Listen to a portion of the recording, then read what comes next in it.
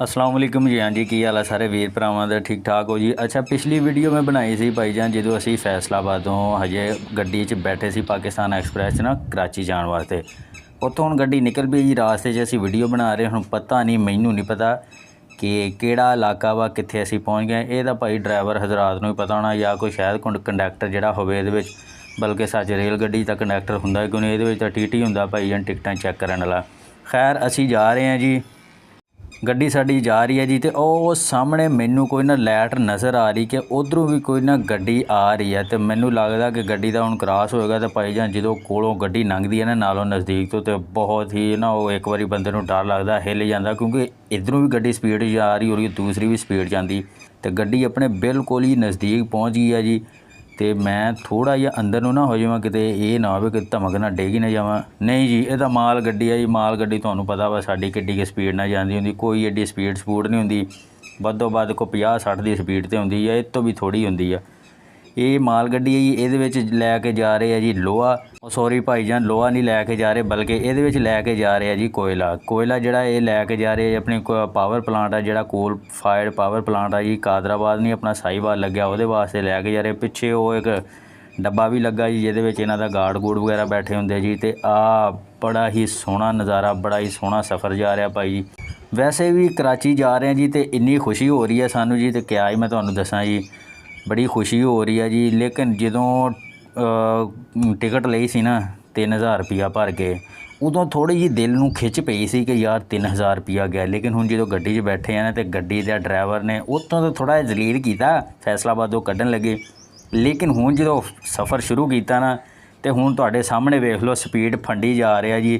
तो मेरे ख्याल 100-110 इन्नी की स्पीड होनी है। तो सफ़र की फिर चास्ता आती है ना, जो रेल गड्डी का सफ़र हो तो उत्ते थोड़ी जी ड्राइवर ने स्पीड भी दी हो, तो फिर तो क्या ही बात है, बल्ले बल्ले हो जाती।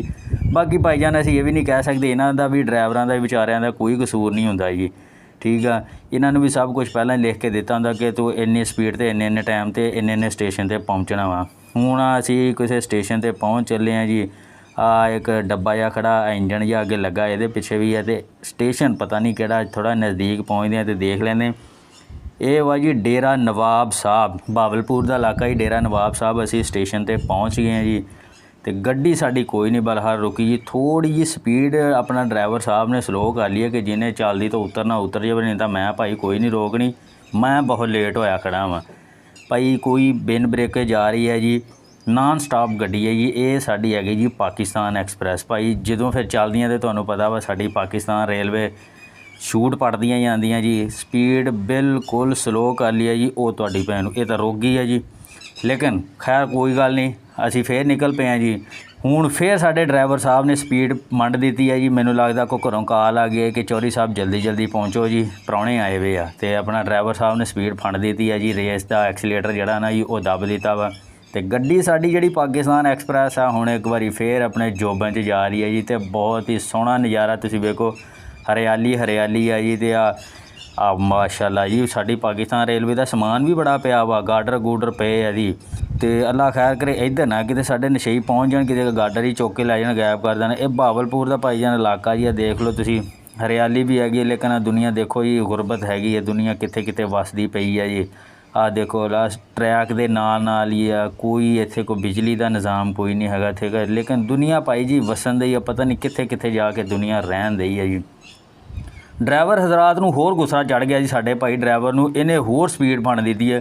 तो मैं तो चाहना कि अल्लाह करे भाईजान ये सही स्पीड खिंच के रखे गड्डी नूं कि टाइम ना पहुँचा देवे। ये ना होवे कि मैनू भाई वो जिद्दां मैं पिछली बारी सफ़र किया सी ना, 9 बजे का टाइम सी, तो मैनू 2 बजे कराची पहुँचाया। तो मैं कहना अल्लाह करे भाईजान साडे ड्राइवर नूं इदां ही गुस्सा रवे, अल्लाह करे मैं तो कहना थोड़ा जिहा होर गुस्सा चढ़ जाए कि ये स्पीड आ ना भाई अपनी इत्थे ही रखे, इत्थों थल्ले स्पीड ना लियावे, ताकि असीं भी टाइम ना भाई जाइए जिथे जाना वा, जाके नहा धो के अपनी कोई सेवा शेवा कराइए अगलियां को।